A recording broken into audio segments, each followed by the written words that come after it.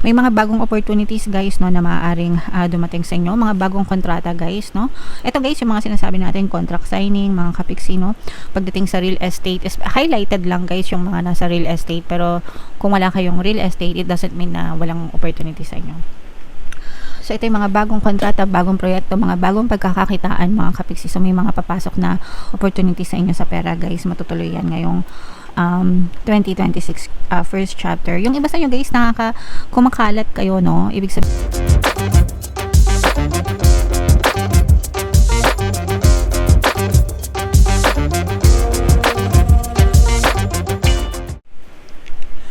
hello guys, hello Virgo, welcome back to Pinoy Pixie Tarot. Ang pamagat ng episode natin for tonight is first quarter kapalaran para ngayong January, February, March para sa Virgo, Sun, Moon, Rising Sign, and Venus.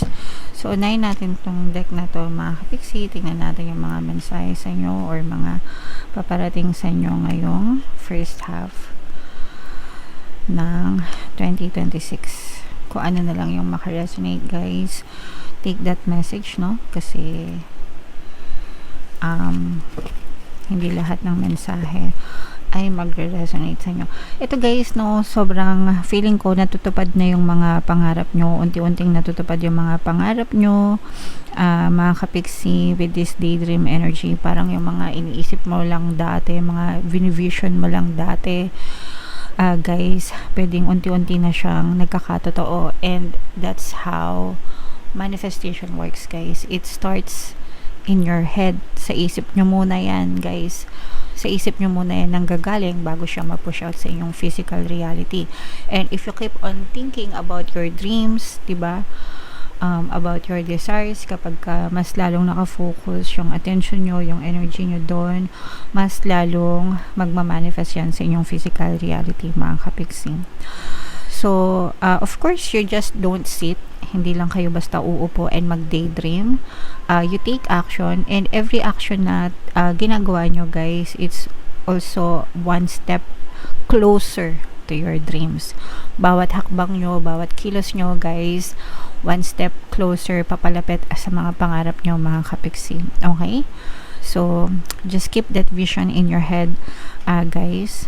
And eto guys, no, for some of you, eto, there could be a lot of things. Una, kung kayo ay mga real estate agents, as in mga nagbebenta ng mga lupa, bahay, kondo, or whatever units, mga kapiksi, maaaring tumiba-tiba kayo, no? Pumaldo-paldo yung mga benta nyo. Kung kayo naman ay mga investors, for some of you guys, ibig sabihin maaaring nag-i-invest kayo sa real estate, nag-Airbnb kayo, nagpaparenta kayo ng mga kondo, bahay, apartment, uso ngayon yung mga private resorts, mga staycation guys, no? Maaaring pumaldo din kayo mga kapiksi sa inyong mga kita sa mga ganyang klaseng investment guys. And also for some of you guys, maaaring yung pangarap nyo na makabili ng bahay, makabili ng property, maaaring matuloy, or kung meron kayong balak lumipat ng bahay, lumipat ng lugar, maaaring matuloy. And isa pa guys, yung mga magpaparenovate. Yung mga nagpaparenovate, kung may mga bala kayo magparenovate, this is the best time mga kapiksi, kasi hindi na masyadong maulan and hindi pa masyadong mainit, no? So safe na safe yung mga karpintero na magtrabaho kasi hindi masyadong mainit mga kapiksi. So push nyo na guys, no? Tiba-tiba kayo dyan. And ito naman ay promise of love, forever love mga kapiksi. So maaari ito mag-resonate sa mga kapiksi natin na in a relationship na guys.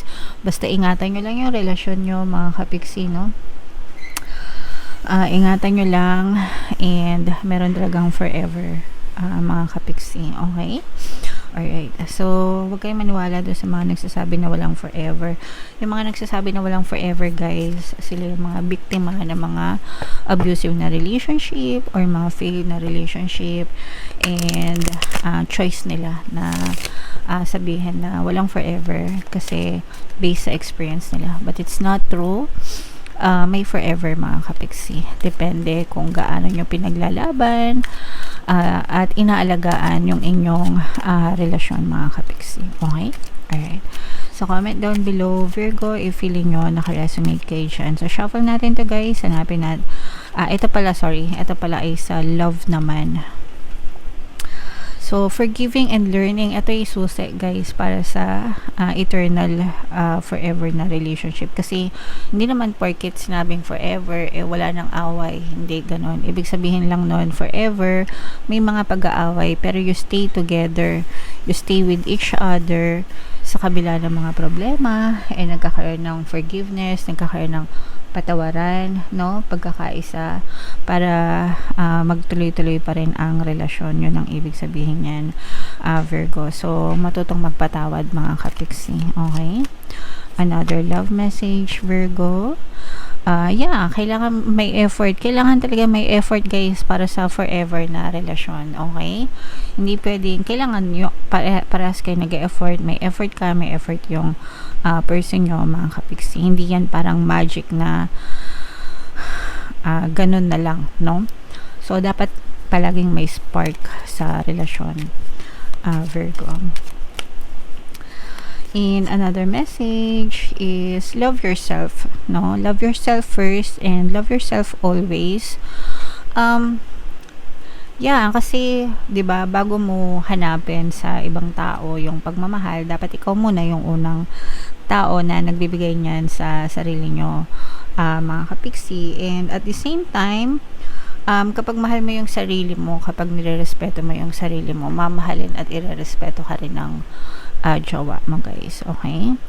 So, make sure na you love your person but you also love yourself. Yung iba kasi parang puro person na lang. Puro person, mahal ko siya. Paano naman ikaw, di ba?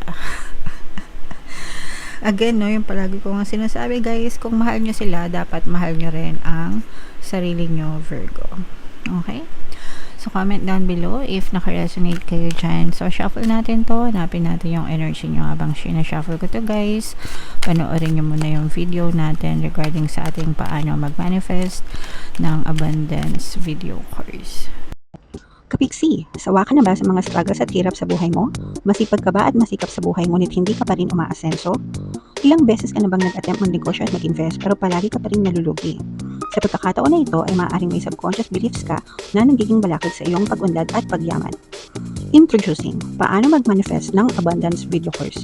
Dito ay matututunan mong ma-overcome ang mga balakid mo para tuluyan ka ng umunlad, umasenso, sumagana, maging matagumpay, successful at maswerte sa iyong kabuhayan, pera, trabaho, negosyo sa lapi at kaperahan ng bonggang-bongga. Dali, mag-send na ng email sa pinoypixie@gmail.com at simulan na ang iyong pagyaman ngayon. Alright, so sa lahat ng gusto mag-avail ng course guys, mayroon tayong paano mag-manifest ng abundance video course, paano mawala ang third party at magkaroon ng harmonious na relationship, paano pabalikin si ex, revise, breakup. Sa mga interesado guys, mag-send lang kayo ng email sa pinoypixie@gmail.com.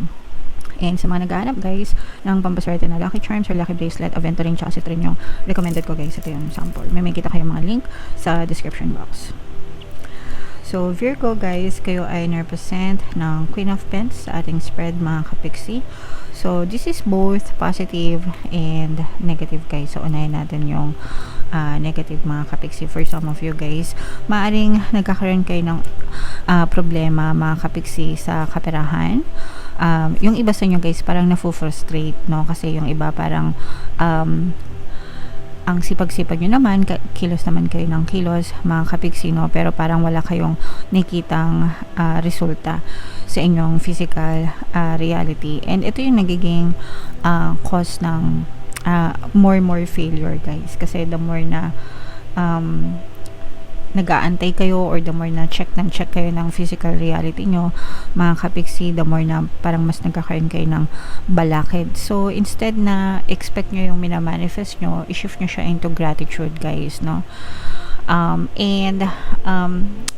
So ito kasi, ito yung mga reklamo mga kapiksi. Ito yung energy na palagi nagre-reklamo sa buhay, palaging imbis na magpasalamat, no? I'm sure you have a lot of blessings mga kapiksi. And hindi porket wala kang pera hindi ka blessed, no? Yung iba kasi parang binabatay lang nila yung blessings sa pera, no? Kapag mapera sila, blessed sila. Kapag wala silang pera, hindi sila blessed. Hindi ganun, guys. You have to literally count your blessings. Ito palagi ko sinasabi sa inyo, the fact na humihinga kayo, the fact na gumigising pa kayo every morning, the fact na malakas kayo, masigla kayo, you are blessed, mga kapigsi, pinagpapala kayo. So, imbis na magreklamo kayo na wala kayong pera, maliit sahod nyo, maliit pera nyo, magpasalamat kayo na thank you po kasi buhay pa kami, thank you po kasi nakakain pa kami, thank you po kasi may trabaho pa rin kami, kahit papano nakapagbayad pa kami ng bills. When you shift to gratitude, guys, you open the opportunities in your life, you open the door of blessings. More blessings will come to you, guys. Okay, so yung iba kasi sa inyo, yun yung nakikita nating block, no? Kaya hindi pumapasok na magaan yung blessing sa buhay nyo kasi imbis na nagpapasalamat yung iba sa inyo, puro reklamo yung inyong emosyon. So you have to get rid of your complaints, reklamo, mag-shift kayo to gratitude, guys, no? Once na nag-shift kayo sa gratitude, papasok ng magaan yung pera sa buhay nyo kasi this is the energy of success, tagumpay, progress, mga kapiksi. Okay, kapag palagi kayo nagrereklamo sa buhay, wala kayong gana, 'di ba? Wala kayong gana, wala kayong motivation, tinatamad kayo, mga kapiksi. Pero when you shift to gratitude, namo-motivate kayo, no? And kapag na-motivate kayo, guys, kikilos, no? Talagang papasok ng magaan yung blessing sa buhay nyo. Okay? So, shift to gratitude, guys, para maramdaman nyo itong success at tagumpay na to, mga kapiksi. May mga bagong opportunities, guys, no, na maaaring dumating sa inyo. Mga bagong kontrata, guys, no? Ito, guys, yung mga sinasabi natin, contract signing, mga kapiksi, no? Pagdating sa real estate, is highlighted lang, guys, yung mga nasa real estate. Pero, kung wala kayong real estate, it doesn't mean na walang opportunity sa inyo.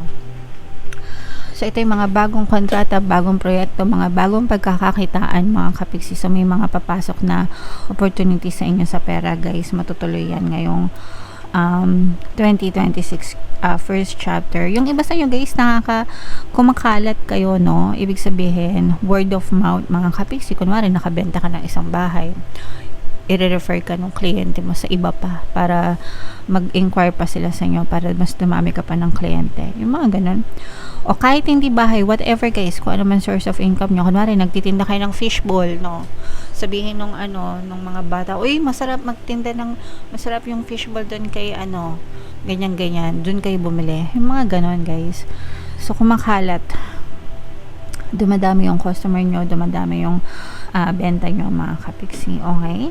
Alright. And ito, guys, this is brand new beginning pagdating sa love din, no? So, for some of you, brand new beginning pagdating sa love, brand new beginning pagdating sa pera, guys. So, yeah, i-mind nyo na yan sa comment section, mga kapiksi. So, what else? Guys, ito maaaring may magbalik from your past. Guys, this is reconciliation, reconnection, no? Not necessarily reconciliation, pero reconnection from your past. Maaaring, pwedeng, na to, guys, pwedeng, kung meron kayong mga na-meet nung holiday, mga dati nyong friends, dati nyong colleagues, parang magtutuloy-tuloy yung connection nyo ngayong 2026, mga kapiksi, no? Magtutuloy-tuloy yung connection ulit, magkakaroon ulit ng bonding, friendship, ganyan. So, tuloy-tuloy yung inyong connection with other people. Yung iba sa inyo, guys, parang you don't know where to start. Yung iba, no, hindi naman lahat. Gusto nyong umunlad, gusto nyong umasenso, pero parang hindi nyo alam kung anong gagawin nyo, no? So, doon na papasok yung pagpaplano sa buhay, guys. Syempre, mag-brainstorming muna kayo, ano yung gusto nyo, di ba? Ano yung gusto nyo, ano yung mga pwede, kasi hindi naman lahat ng gusto kayang gawin or pwedeng gawin. Sometimes may mga limitation, di ba? Pwedeng limited sa resources, limited sa time, limited sa whatever, no? So, pag-aralan nyo mabuti, guys, tanungin nyo muna sa yung sarili nyo kung ano talaga yung gusto nyo, and from there, dun kayo mag-decide, mga kapiksi. Okay? Alright. So, yan ang iyong first quarter reading, Virgo. Comment down below if nakaresonate kayo guys. And ito yung ating 2026 kapalaran. Ito naman yung ating success stories ng paano mag-manifest ng abundance video course. Click here to subscribe guys. Thank you for liking, sharing, and subscribing. See you next time. I love you all. Have a nice day. Bye-bye.